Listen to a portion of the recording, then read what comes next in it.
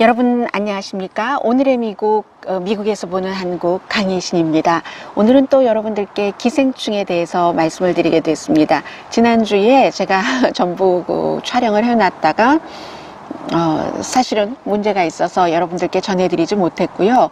그리고 그 사이에 여러 코비드-19 코로나 바이러스 문제들도 있고 해서 여러분들께 미처 전해드리지 못했었는데, 그런데 어제 트럼프 대통령이 다시 기생충에 대해서 네바다에서의 선거 유세에서도 지적을 했습니다. 그 전날은 콜로라도주 선거 유세에서 얘기를 했고, 콜로라도주 선거 유세에서는 아니 아카데미가 그럴 수가 있는가, 한국과 나는 무역이 마음에 들지 않는데 라고 얘기를 하면서 기생충이 외국어 영화상인 줄 알았다, 작품상이 말이 되느냐 라고 얘기를 했고, 그리고 어제 네바다주에서도 역시 마찬가지, 그런데 약간 좀 뒤로 물러나는 것 같은 발언을 했습니다.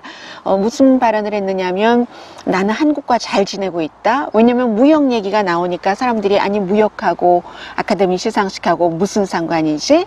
그리고 미국과 세계에서 전부 92년 역사의 아카데미에서 그동안 하지 못했었던 것을 잘했다라는 평가라는데, 트럼프 대통령은 지금 뭔 말이지? 정치 유세에서 그런 얘기를 의식을 했는지 아무튼 한국과 잘 지내고 있다. 그러나 우리 영화, 미국 영화가 어떤 영예를 갖기를 원한다. 이제 트럼프 대통령이 그런 얘기를 했습니다. 그런데 이제 하루 이틀 지나고 보니까 미국의 거의 모든 매체에서 역시 네바다에서 있었던 트럼프 대통령의 말까지 전부 다뤘거든요. 그런데 이제 VOX라는 분석을 잘하는 그 매체에서 얘기하기를, 트럼프 대통령은 항상 선거 유세에서 본인의 유권자들을 기쁘게 해주잖아요. 리얼리티 TV쇼의 진행자였기 때문에 뭔가 재미있게 해주고 싶고, 실제로 트럼프 대통령이 그 같은 재미를 주는 것 때문에 굉장히 유권자들이 선거 유세에 나가는 것을 좋아하고요. 그래서 누군가가 선거 유세를 쓰는 사람이 그렇게 관중들 좋아하도록, 그러면 이제 발구르고 좋아하고, 또 그 뒤에는 팍스뉴스가 또다시 한번 보도를 해주고, 소셜미디어를 통해서 굉장히 트럼프 대통령이 인기가 있어서 하는 것이 나가게 하기 위한 하나의 수단이었다, 뭐 이런 정도의 분석들을 굉장히 많이 했고요. 아직도 어제도 그런 얘기를 했습니다. 왜 작품상을 받아야지 되는지 이해 못하겠어 라고 하는데, 트럼프 대통령이 기생충을 안 봤고요. 그리고 원래 영화광은 아닙니다. 그전에는 이제 바람과 함께 사라지다라든가, 제가 정규방송 시간에 바람과 함께 사라지다 29년 30년대 초요 이렇게 잘못 말씀드렸어요. 1939년도에 만들어져서 1940년에 여러 개의 작품상을 받은, 그러나 요즘은 미국에서 바람과 함께 사라지다를 노예제도가 있었던 때에, 노예제도가 주제는 아니었었지만 그런 때의 영화이기 때문에 조금 약간 꺼려하는 부분들이 실제로 있기는 있습니다. 아무튼 그래서 어제 그런 문제가 있었고, 그리고 브래드 피트에 대해서도 또 말을 했는데, 이게 이제 전부 브래드 피트가 존 볼튼이라는 전 국가안보보좌관이 연방 상원에 나와서 증언을 하지 못한 것에 대한 상을 받으면서 비난을 한 것이잖아요. 브래드 피트의 연설문 작성자가 전에 클린턴 대통령이나 오바마 대통령 연설문도 작성했었던 사람이거든요. 미국의 이제 대통령 연설문 작성자가 한두 명이 아니니까, 아무튼 그래서 브래드 피트가 나는 지금 45초를 가졌지만 존 볼튼보다 45초 더 가진 거다, 뭐 이런 얘기를 아무튼 했었고요. 그런데 미국에서 모든 언론들이 얘기를 합니다. 브래드 핏도 좋고 기생충도 좋고, 기생충도 대통령이 뭐라고 얘기하던, 요즘 사진이 어떻게 나가냐면요, 제가 맨 앞에 여러분들께 보여드린 것처럼 봉준호 감독하고 미국의 대통령, 세계 최고의 파워를 가진 사람이 동격이에요. 사진이 같이 나갑니다. 그리고 이제 기생충의 경우는 아카데미 상을 받고 8해 만에, 원래 한 3천 얼마였었던가요? 3,400만 달러에서 4,400만 달러로 이제 수입이 올랐으니까 이거보다 훨씬 더 오른다는 거죠. 아카데미상에서 작품상을 받자마자 그때만 하더라도 한 4,500만 달러? 그래서 5천만 달러를 넘은 크라우칭 타이거, 히든 드래곤이라든가 이런 역대의 그 외국 영화의 그 수입보다는 못 따라가지 않겠느냐 했는데 아마 뭐 여드레 만에 4,400만 달러를 올렸으니까 그러니까 더 올라갈 수도 있지 않을까 이런 생각이 들고요. 그리고 무엇보다도 배트 미들러가 대통령에게 한마디 했습니다. 배트 미들러가 뭐라고 얘기를 했냐면 나는 트럼프 대통령이 그 기생충에 대해서 그렇게 말을 했지만 기생충이 백악관에서 이겨서 백악관을 차지하고 있다는 게 너무 화가 난다. 너무 업셋된다. Some say love, it is a flower leaver 하는 배트 미들러요. 배트 미들러가 그런 얘기를 했습니다. 그러니까 더 유명해졌어요. 이 기생충은 더 유명해졌다. 이런 말씀 드리고요. 그리고 제가 한국에서 지금 계속 여러분들께서 얘기하고 계시는 그 부분에 대해서 분명하게 좀 정리를 해드려야지 될 것 같습니다. 지금 작품상 시상식에서 그 리명이 미킬리 CJ 부회장이 연설을 한 것 가지고 거기가 설 자리냐, 감독이 해야지, 무대에는 왜 올라가느냐 이런 말들을 많이 하시는데 특히 그런 말을 하시는 분들 가운데 상당 부분들은 정치적으로 지금 뭐 봉준호 감독과 어느 정도 가까운 그 정치 성향의 그 정치인이라든가 아니면 반대라든가 이런 정치성으로 발언을 하시는 것 같은데요. 그리고 한국에서 거기에 대해서 해설이나 이런 것을 해주시는 것도 미국에서도 마찬가지입니다. 미국의 무슨 방송들에서 얘기하는 것도 많이 틀립니다. 제가 분명히 말씀드립니다. 작품상은요, 작품상은 원래 프로듀서들의 이름으로 나갑니다. 물론 그 작품상에서 프로듀서를 하기도 하고 돈을 제작자잖아요. 돈을 대는 거잖아요. 그러면서 감독도 하고 감독이 혼자 다 하는 경우도 있고 감독이 돈도 대고 감독도 하고 그때는 감독이 프로듀서에도 이름을 올리고 디렉터에도 이름을 올리잖아요. 그런 경우에 이제 감독이 얘기를 하기도 하고 안 하기도 하고 프로듀서들만 전부 얘기를 하기도 하고 어떤 때는 감독과 프로듀서가 함께 얘기를 하기도 하거든요. 제가 예를 들어 드리겠습니다. 2019년도 지난해가 그린북이라는 아주 다람쥐가 나무에서 내려오고 있는데 다람쥐가 귀엽다라고 말하긴 너무 컸어요. 그런 다람쥐가 지금 뒤에서 있었고 그래서 그린북이라는 영화가 어머 귀여운 아기 다람쥐가 왔어요. 영화예요, 영화. 아기 다람쥐가 지금 올라가고 있어요. 몸무게가 가벼우니까 아주 큰 나무로 올라가고 있는데 이 그린북의 프로듀서가 여러 명이었습니다. 그런데 이제 여러분들께서 뭐 비디오 클립도 전부 있으니까는요. 진 벌크가 있고 찰스 웨슬러가 있고 또 이제 브라이언 커리가 있고 또 피터 팔레리 이 사람이 감독도 하고 프로듀서도 했거든요. 해서 무대에서 얘기한 사람은 이 네 사람이었습니다. 그리고 또 다른 사람도 있었어요. 닉 발렐로그나라는 사람이 있었는데 이제 작품상 받아서 막 이때는 이제 감독이 감독상은 못 받았었거든요. 그린북에서. 그래서 제일 처음 얘기를 한 게 이제 그 볼크 씨가 제일 먼저 얘기를 했고요. 볼크 씨가 마이크를 감독이면서 제작자인 피터 파레리에게 돌려서 피터 파레리가 또 감사하다는 말을 했고 나머지 두 사람이 얘기를 했었습니다. 그리고 2017년도에도 마찬가지예요. 제가 좋아하는 영화 지금 말씀드리는 겁니다. 2017년도가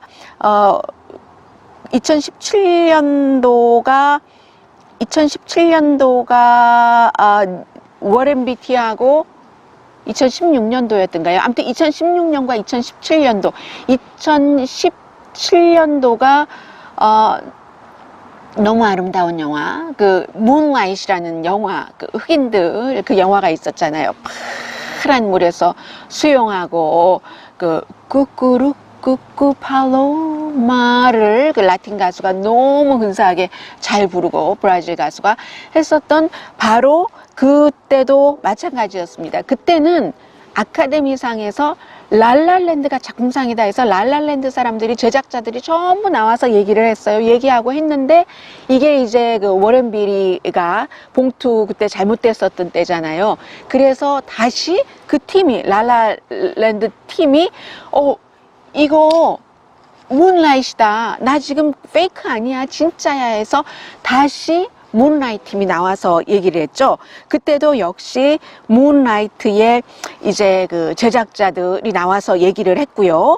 2016년도에 스포트라이트라는 제가 아주 그 좋아하는 영화, 그 영화일 때도 마찬가지였습니다. 그때는 이제 남아프리카 그 배우인 아름다운, 이번에도 이제 그 한국에서 작품상을 받고 딱 한 사람만 얘기하니까 업 해서 다시 라이트를 켜주게 한 그런 그 샤를리즈 테론이 이제 시나리오상을 이렇게 소개를 하는데, 그때 탐 메카시 감독이 시나리오도 같이 썼었어요. 그 당시에 스포트라이트라는 보스턴에서, 보스턴 글로브지가 그 카톨릭에서 어린이들을 추행한 그것을 스포트라이트라는 이 특별팀이 구성돼서 만들어져서 조사하고, 그리고는 지금 카톨릭에서 이런 많은 일들이 일어나는 거잖아요. 그 영화의 시나리오상을 소개할 때도 탐 메카시가 얘기를 했고, 그 다음에 이제 그 제작자들이 나와서, 그 제작자들은 작품상을 받을 때는 이 그 제작자들만 얘기를 했어요.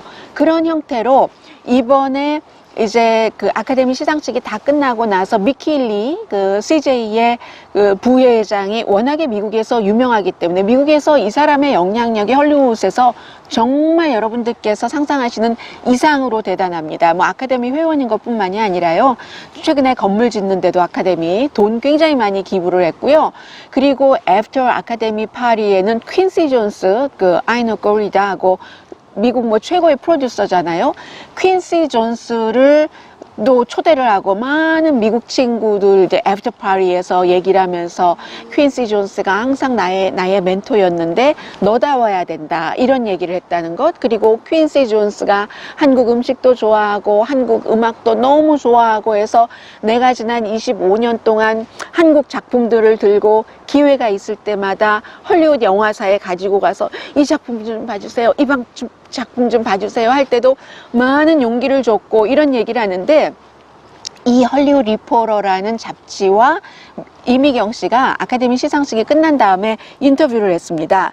그 인터뷰에서도 뭐라고 얘기를 하느냐면은, 본인은 이제 뭐 지금 얘기를 할지 하지 않을지 모르는 상황에서 바른손 대표가 얘기를 했잖아요. 그리고 저는 정말로 이미경 씨가 얘기를 하지 않았다면 서운할 뻔했어요. 아카데미 시상식을 제가 적어도 20번 이상을 봤는데, 이 작품상 그 소감 발표에서 한 사람하고 끝난 적이 없어요. 제작자는 보통 어느 경우에는 뭐 특별히 작은 영화라면 한 사람이 돈을 다 되겠지만 그러는 경우가 거의 없거든요. 뭐 3명, 4명, 6명까지도, 그리고 그 이름을 올리지 않는 제작자들도 또 있을 테고. 그런데 바른손 대표가 그것도 짧게 연설하고 뭐 아카데미에 고맙다, 뭐 고맙다 이렇게 얘기하고 가니까 계속 이제 그 탐 행스 등등이 맨 앞에서 해서 다시 불이 켜지고, 미킬리가 나와서 봉준호 감독에 대해서 나 정말 좋아한다 라고 얘기를 하고, 그리고 이제 본인의 브라더에 대해서 얘기한 거 가지고도 사람들이 말을 많이 하는데, 아무튼 미킬리 씨는 본인은 어떻게 해야 될지 모르는데, 봉준호 감독이 나는 이미 말을 너무 많이 했다, 3번이나 했잖아요. 상을 3번 그 앞에 탔으니까, 하니까 당신이 해라 해서 했다는 거고, 말 잘했어요. 그리고 좀 길게 했고 2분 정도 했죠. 그리고 이제 브라더에 대해서 얘기한 것은 그것도 너무 당연합니다. 아카데미 시상식을 보지 않으셨거나 뭐 보셨어도 대강 스쳐보신 분들이 그런 말을 하는 얘기인데, 아카데미 시상식에 나오면요 거의 모든 사람들이 문라이트 때도 그랬고 뭐 또 뭐죠, 뭐 스포트라이트, 모든, 올해도 다 마찬가지예요.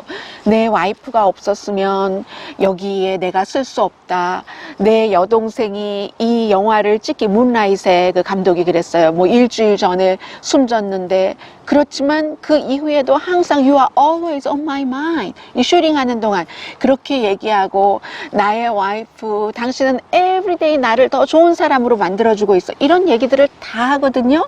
그런데 미키 리 씨의 경우는 또 그 브라더와 돈 이런 관계도 있을 테고 감사하다고 하는 거 너무 당연하고, 그리고 제가 이렇게 코리안 아메리칸으로서 듣기에는 오히려 더 많이 한국에서 이 방송을 듣고 계시는 분이라면 한국 오디언스가 없었다면 이런 일이 없었을 겁니다 하고 한국 오디언스에 대해서 굉장히 많이 말했잖아요. 아주 특별한 그런 그 상이고 했으니까 해서 그 두 가지 얘기요. 이미경 씨가 CJ의 그 부회장이 돈 좀 됐다고 거기다가 이름 올리고 무대에는 왜 올라가고 거기서 왜 얘기는 하고 브라더 얘기는 왜 해? 그거 다 잘못된 것이다. 아카데미 시상식에서 다 그렇게 하는 것이다. 이렇게 말씀드리고요. 물론 CJ가 한국에서 음악이나 영화에서 너무 많은 것을 장악하고 있기 때문에 다른 작은 그런 그 독립 영화사라든가 아니면 그 연예인들, 예술인들이 길을 못 핀다. 이 부분에 대해서 뭔가를 논의하자면 논의할 수 있지만 이번에 아카데미 그 시상식 부분에서는 잘못한 거 하나도 없다. 제가 말씀드리고요. 그러면 이제 시간이 지났으니까 왜 아카데미에서 이 그 기생충이 상을 받게 됐는가 계속 분석들을 하는데 이제 이 정도가 되면은 정확하게 정리가 됩니다. 봉준호 감독의 그 별명이요, 봉테일이라고 그러죠.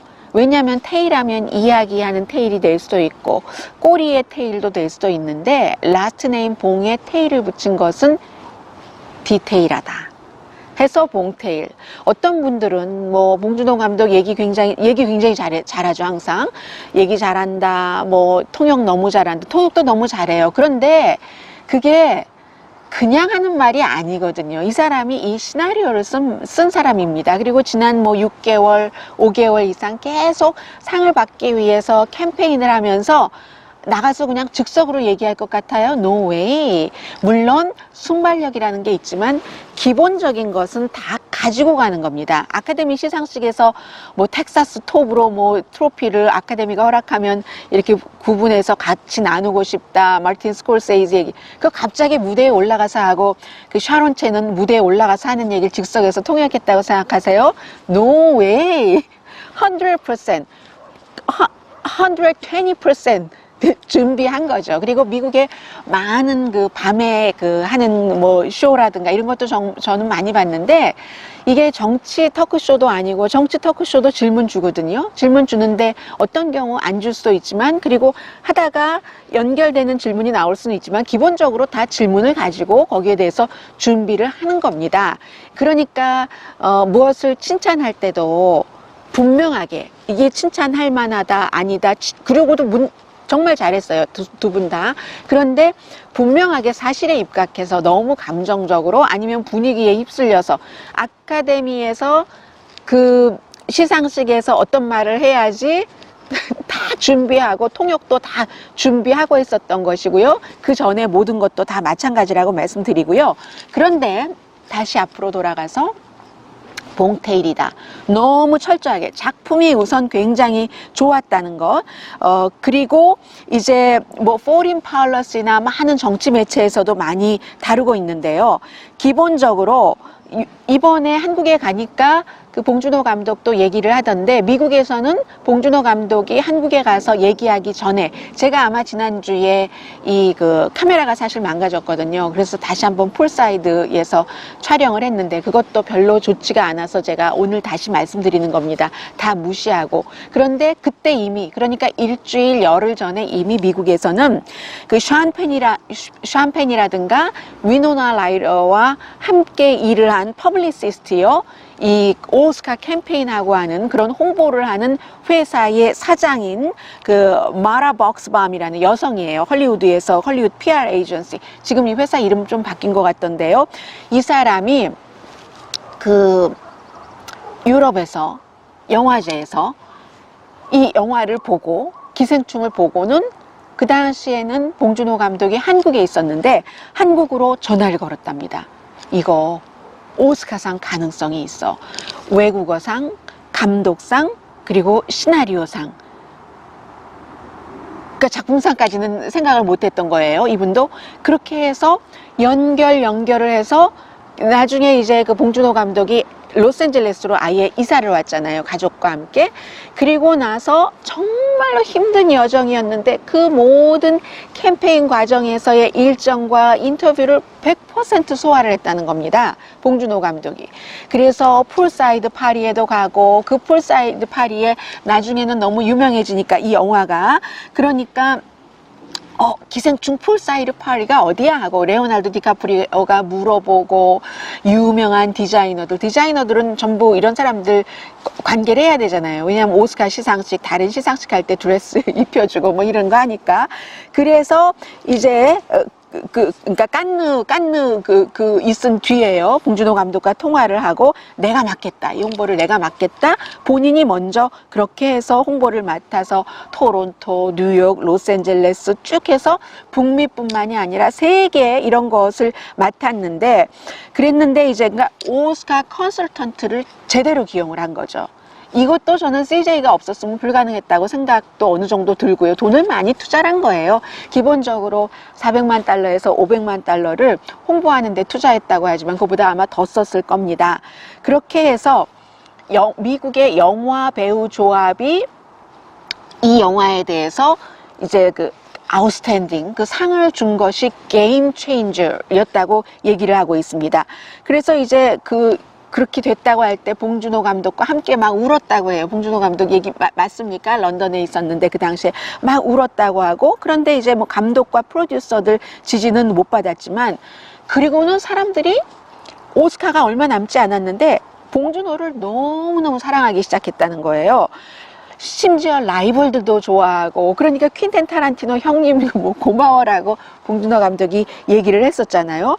마틴 스콜세이지 감독도 좋아하고 사람들이 다 기생충 얘기를 하기를 좋아하고 뭐 그러면서 역시 인터뷰하는 도중에 뭐 샤론체도 잘했고요. 어느 날 샤론체가 아파서 다른 사람으로 대체했었을 때 봉준호 감독이 영어를 굉장히 많이 했었어야지 됐다 이런 얘기도 하고요. 그리고 봉준호 감독이 인터뷰를 할 때 사람들이 좋아하는 게 그 미킬리 이미경 그 부회장도 얘기를 했지만 아주 유머러스하고 그리고 웃음을 잃지 않고 저도 웃어야지 되는데 웃음을 잃지 않고 또 그 웃음이 진지한 웃음이다. 이런 얘기들 제가 지금 미국에서 사람들이 얘기하고 있는 것을 전해드리는 겁니다. 피곤하면서도 아무튼 그 모든 것에 다 참여하고 그리고 이 퍼블리시스트뿐만이 아니라 또 다른 엘사 페데로프라는 사람 그리고 물론 네온이라는 당시에 이제는 커지겠죠. 영화 배급사가 배급을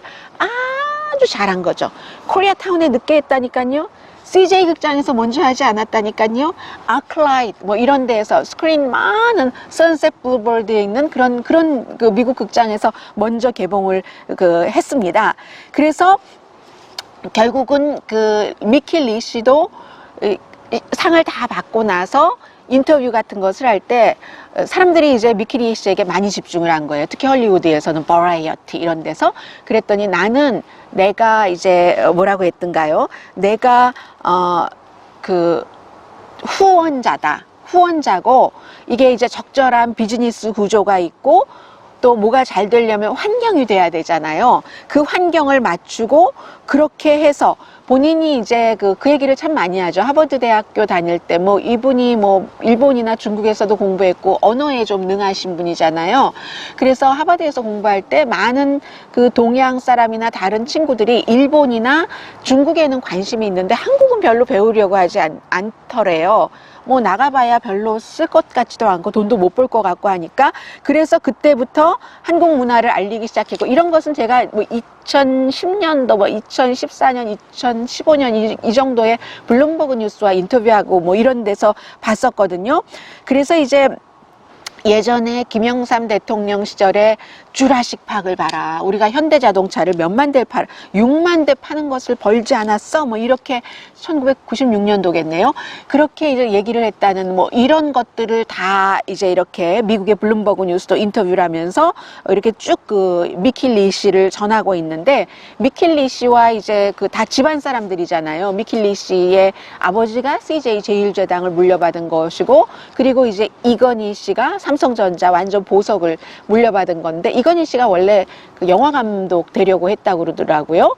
그래서 그런 사람이 많네요. 롯데의 그 신격호 그 돌아가신 회장도 문학 그 괴테의 젊은 베르테르의 슬픔, 그래서 롯데. 그런데 이제 이건희 회장이 배너를 10번을 봤다고 그러더군요. 미국 매체에서 전해주는 것을 저도 들은 겁니다. 그래서 영화 감독을 보려고 했는데, 그랬기 때문에 95년도에 드림웍스에 한번 하려고 하다 실패했고, 나중에 이제 CJ가 투자를 했었잖아요. 뭐 10%인가 어느 정도를. 그런데 95년도에 이제 이미경 씨가 이건희 그 집안 어른에게 가서 얘기를 하니까, 그래 해봐라 해서 스필버그하고 이제 이렇게 쭉 하면서 드림웍스에 투자를 하기로 했는데, 그때 왜 깨졌냐면요. 뭐 사람들은 뭐 이건희 회장이 저기 뭐죠, 반도체 얘기만 하더라 이렇게 얘기하는데, 미국에서 얘기할 때는 그 드림웍스의 제프리 카젠버그가 그 미킬리 씨를 굉장히 좋아합니다. 얘기하는 거 들어보면 이렇게 말하더군요. 그 당시에 삼성은, 이 드림웍스는 창작을 하는 곳이잖아요. 그런데 삼성은 완전히 황제 경영식 이런 것들의 그런 마인드가 가득했기 때문에 돈을 대니까 우리가 뭔가를 컨트롤해야지 된다고 했고, 그런데 스티븐 스필버그 감독에게는 어림도 없는 일이죠. 그래서 깨졌는데, 그런데 1년 뒤 맞죠? 네, 1년 뒤였습니다. 제프리 카젠버그가 미킬리 씨에게 굉장히 그 호감이 있었대요. 뭐라고 얘기를 하냐면, 월스트리트저널인가 하고 인터뷰하는 것을 제가 들었는데, 이 미킬리, 이미경 씨가 돈이 있고, 우선 돈 없으면 소용없는 거잖아요. 기본적으로 돈이 있어야지 되죠. 아니면 기생충도 상 못 탔어요. 야망이 있고, 그러니까 20몇 년 동안 그 돈도 되지도 않은 한류를 했겠죠. 그리고 그 현명함이, 스마트함이 바닥가는 데가 없다.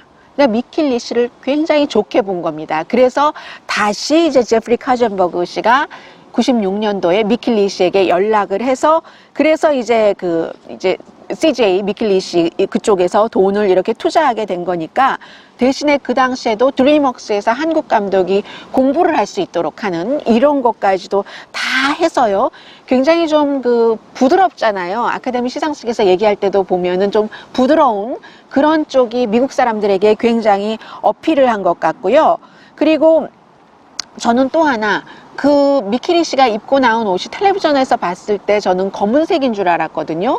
그런데 나중에 미국 매체에서 쫙 그 옷을 벗은 옷을 사진을 찍어서 보여줘서 알았는데, 파란색인데, 혹시 지금 보이시는지 모르겠습니다만은, 제 이 색이 어떻게 화면에 나올지 모르겠습니다만, 이 색보다 조금 더 짙은 곤색 같은 그런 그 푸른색이에요. 그런데 저는 이 옷을 한 번도 입어보지 못했습니다만은 비싸기도 하고, 그런데 가끔 제가 빈티지 그런 쇼에 가면은 있는, 어떻게 발음해야 되나요?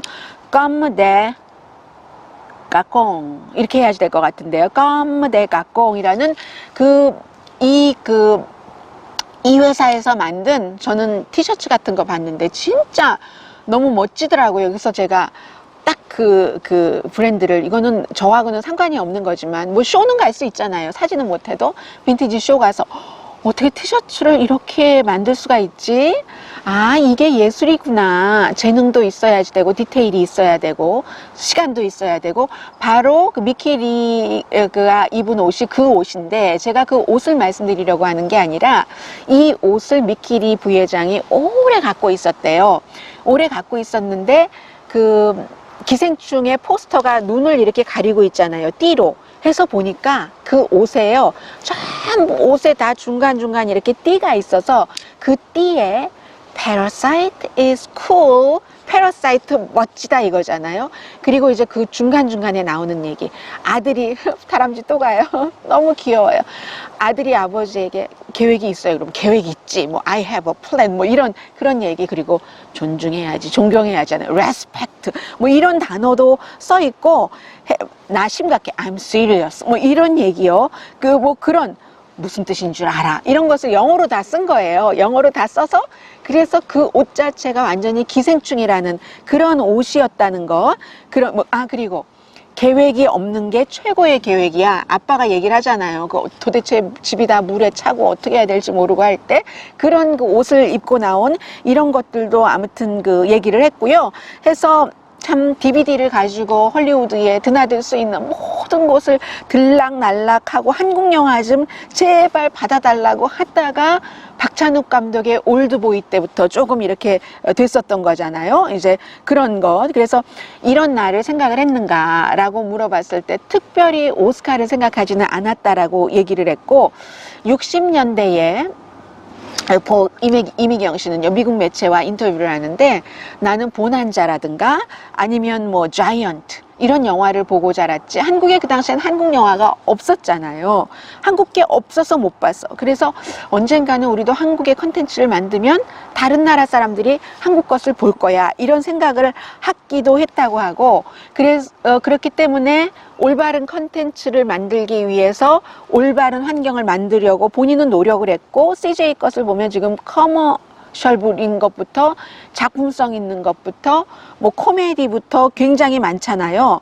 뭐 텔레비전이나 음악이나 다 해서 오스카 수상이 게임 그 체인저일 것이다 하면서 국제의 영화인 창조인들에게 창작인들에게 영감을 줬으면 좋겠다. 이제 그런 얘기했고요. 95년도에 드림웍스에 3억 달러인가요? 5억 달러인가 투자했군요. 잘 모르겠어요. 아무튼 그건 그렇고 해서 이 같은 작품이 좋다는 건 너무너무 당연한 얘기고요. 작품이 좋은데도 CJ, 네온, 또 그렇게 퍼블리시스트, 그 밖에 다른 그 홍보 관계자들, 봉준호 씨의 대단한 인터뷰, 뭐 이러한 모든 것들이 다 영화 배우들도 송강호 씨도 분위기 잘 맞추잖아요. 그런 것들이 굉장히 그 사람들을 좋게 했다. 그리고 그 작품 자체에 대해서는 스토리가 단단하니까 시나리오상을 받았을 테고 카메라의 움직임이라든가 뭐 그러한 그 모든 것들을 굉장히 그 좋아했다고 하고요. 저는 이렇게 생각을 했습니다. CJ에서 돈 많이 썼어요. 제가 듣고 다니는 그 라디오 방송국도 이렇게 들어보면 NPR 같은 데도 Parasite 광고합니다. 광고하면 봉준호 감독 인터뷰합니다. 뭐 광고가 이제 그 사실은 NPR이 광고가 없는 방송인데도 뭐 그런 어떠한 형태의 뭐 공익 광고 비슷하게 뭐 이런 형태로 하고 인터뷰하고 다른 매체들도 마찬가지고 그렇게 되는 거예요.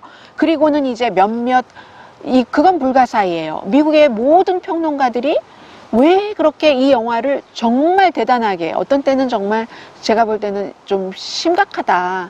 LA타임스의 저스틴 장 같은 경우 심각하다 할 정도로 이 사람은 한국 영화 너무 사랑하지만 어제도 CNN에 나와서 이 저스틴 장이 LA타임스의 영화 평론가인 것뿐만이 아니라 또 LA 영화 비평가들 가운데서 60명 아주 정말 그 권위 있는 사람들 모이는 그곳의 회장이기도 하거든요. 그래서 트럼프 대통령이 이렇게 얘기를 하고 바람과 함께 사라지다 같은 영화가 받아 이게 뭘 받느냐 하는 거 어떻게 생각하냐니까 트럼프 대통령이 좀 레이지한 것 같아. 그리고 뭐 이렇게 시리어스 했겠어 하면서 그 1939년도에 그 바람과 함께 사라지다 그게 옛날 건데 지금 시대가 변하고 있고 이래서 다들 헐리우드가 지금까지 꽉 막혀 있었던 그런 세상에서 다른 것을 받아들였다고 잘했다고 하는데 에이 트럼프 대통령이 레이지한 거야 뭐 이런 얘기도 아무튼 하고 했습니다. 그런데 불가사의였어요. 저한테는. 왜 그렇게 모든 평론가들이 이 기생충을 코리안인 제가 생각할 때 이거 좀 지나치다 싶을 정도로 평을 잘 써줬을까? 그건 저에게는 의문이고요. 그리고 또 하나는 한국에서도 지적하지 않고 그리고 미국에서도 별로 지적하지 않는데 그 라이벌이었었던 1917이 샘 맨데스 감독이 영국 감독이었었다는 것, 이것도 기생충에게는 아주 좋았었던 것인 것 같고요. 어쨌든 그 기생충과 봉준호가 그 백인이 만든 백인의 스토리의 모든 것, 그런 것들이 확 많은 것들을 잡았던 그런 시대를 끝냈다는 뉴욕타임즈의 평은 아주 적절한 것 같고요. 그리고 이제 사람들이 얘기하잖아요. 이 그 네온에서도 그랬고 미국 민주당 협회에서도 그랬고, 미국 사람들이 자막을 읽는 것을 아무래도 좀 힘들어 하니까 이게 그 감정이나 그 뇌가 분산이 되고 하는 일에 있어서, 그리고 즐기러 가는 건데 숙제하러 가는 것과 같은 그런 느낌. 그러면서도 영화를 아주 좋아하는 사람들은 유럽의 좋은 그런 영화들 다 자막으로 보죠. 그에 비해서 한국 사람들은 그 군사 독재 시절, 요즘 그런 얘기도 많이 하거든요. 군사 독재 시절에는 그런 것을 못하고 스크린 쿼터제도 지냈고 그 이후에 창작열이 꽃이 펴서 그러는데, 저는 한국 영화가 없었던, 물론 이제 김기영 감독의 하녀 같은 좋은 영화도 있지만, 그런 경우에 그런 때 우리가 저만 하더라도 어렸을 때 가스라이트, 뭐 지킬 앤 하이드, 뭐 유머레스크, 뭐 하이눈, 뭐 카사블랑카, 바람과 함께 사라지다, 닥터집하고 이런 영화들 너무 많이 보고 자랐잖아요. 그리고 뭐 셜브리의 우산, 남과 여, 너무너무 많은 뭐 유럽의 영화들, 그런 것들을 감수성 예민하고 순수했을 때 많이 봐뒀고, 딱 이렇게 있다가 군사 독재 끝나고 연습 그런 과정을 거쳐서 지금 딱 꽃이 피우는데, 그게 마침 시기적으로 그 오스카가 너무나 백인 위주야, 이런 비난을 많이 받고 있고, 지금은 이미 아카데미 회원 가운데 5분의 1인가요?는 외국인이거든요. 당장 CJ의 미킬리, 이미경 회장도 아카데미 회원이잖아요. 이미경 회장은 저는 이사로 알고 있거든요. 돈을 쓰죠. 네. 그래서 이제 그런 것들도 됐고, 이제 자막 때문에 이 자막의 장벽도 정말로 이미 무너진 것인지도 모른다 하는데 정말 무너졌을 수도 있고요. 그렇게 해서 그 미국에서 이 아카데미상을 봉준호 감독의 그 기생충이 받은 이후에 말 그대로 지금까지의 쫙 봉준호, 박찬우, 뭐 홍상수, 김기덕, 뭐 강재규, 이창동 이런 사람들 영화도 딱 하고요. 다 또 막 추천해요. 영화를 추천하는데, 한국에서도 다시들 보잖아요. 마더라는 영화를 좋아하시는 분들이 많으시죠. 제가 예전에 괴물을 봤을 때는 그 봉준호 감독 이해 못했어요. 무슨 이런 만화 영화? 뭐 이런도 아니야. 이딴 만화 영화가 다 있어. 뭐 이랬거든요. 그런데 그런 모든 것들이 다 이런 면 저런 면이었는데, 마더 좋아하시는 분들 굉장히 많으신 것 같고, 그래서 막 뭐 하녀 이런 영화도 다시 보라고 추천들을 미국에서 지금 그 많이 하고 있고요. 뭐 다시 볼 때다, 뭐 설국열차 이런 것도 다시 볼 때다 하고, AP통신은 반지하가 뭐야 이런 특집도 하고, 뭐 옥자도 봐야 돼 뭐 이런 얘기도 하고, 뭐 기타 등등. 그런데 여기에 그 오늘의 미국을 유튜브로 보시는 분들 가운데서 몇 분이 그런 그 지적을 해주셨는데, 어떤 분은 왜 그러면 외국어 상 중에서 한국 것을 먼저 줬는가, 일본 것이나 무엇도 있는데, 그런데 올해 뭐 일본 영화나 중국 영화가 그렇게 딱 그 핫한 영화가 있었던 건 아니잖아요. 그들이 더 먼저 헐리우드에 오래전부터 진출을 했고, 실제로 스티븐 스필버그 감독이나 그 많은 감독들이 그 일본의 감독들을 영화를 만들 수 있게 돈을 지원을 하고 이런 것도 많잖아요. 뭐 마틴 스콜세이지 감독도 김기영 감독의 작품 같은 거 복원했잖아요. 그런 식으로 미국 사람들, 좋은 사람들 굉장히 많다니까는요. 특히 이렇게 뭐 창작하고 자유로운 영혼을 갖고 있는 사람들 중에서는.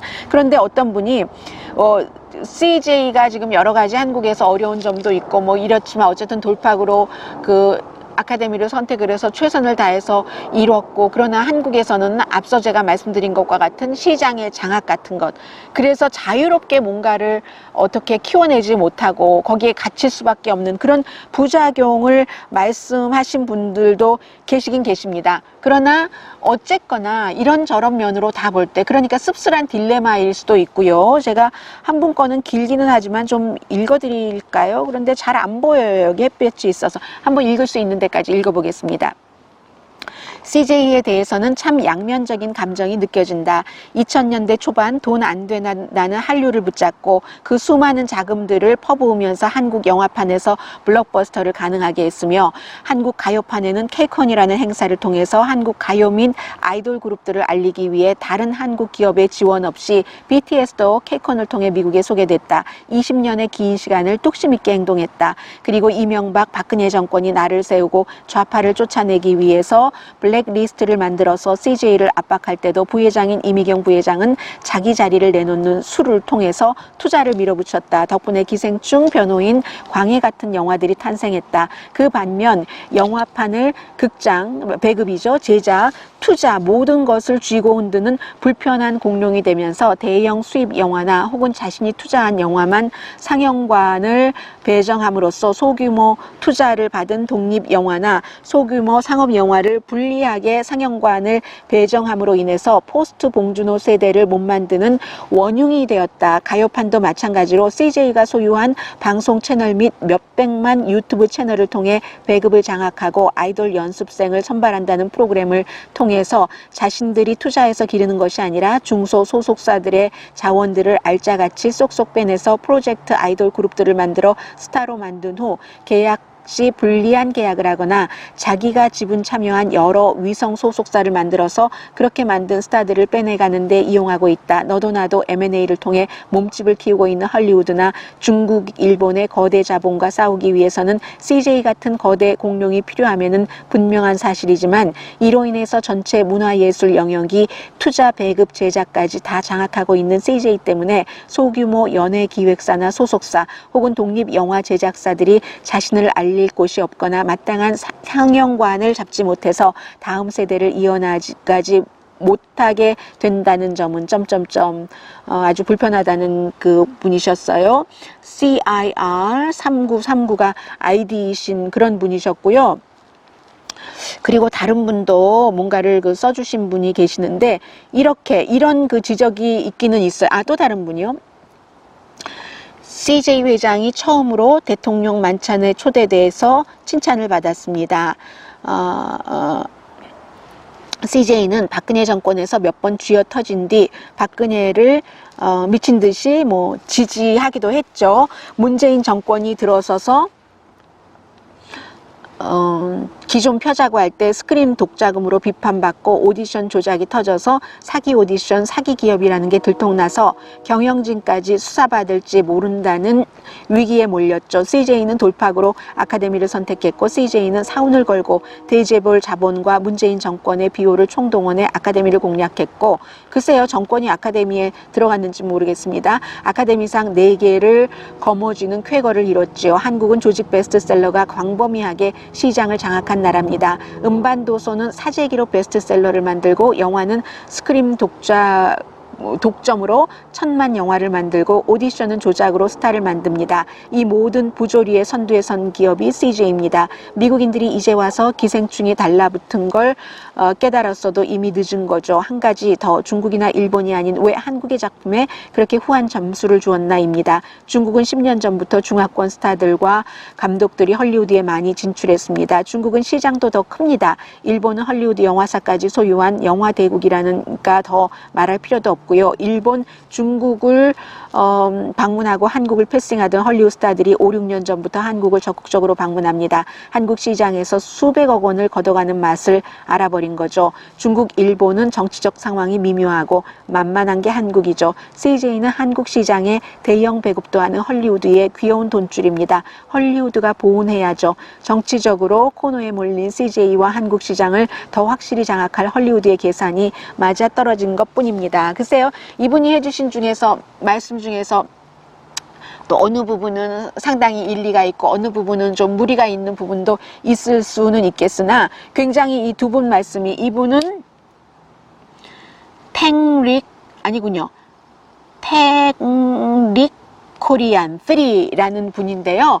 이런 생각도 분명히 있고 그리고 이런 생각들을 자유롭게 말하고 고칠 부분 고쳐가고 그러나 CJ와 네온과 퍼블리시스트와 봉준호와 많은 스텝과 이 기생충 그 작품 자체가 이뤄낸 이 역사는 누구도 다시 쓸 수 없는 그런 역사라는 것. 그리고 일본이나 그 중국 영화는 크라우칭 타이거 히든 드래곤 뭐 있었잖아요. 중국말로 된 것은 뭐 리안 감독이 뭐 꼭 뭐 그렇게 구분을 할 수는 없지만, 그래서 외국어로 된 영화 가운데서는 그때는 무르익지 않았죠. 그때만 하더라도 2020년이 아니잖아요. 모든 것들이 타이밍도 맞았고 많이 맞았다. 그러니까 이렇게 좋은 기회가 와서 딱 잡았을 때 더 좋게 해야지 된다.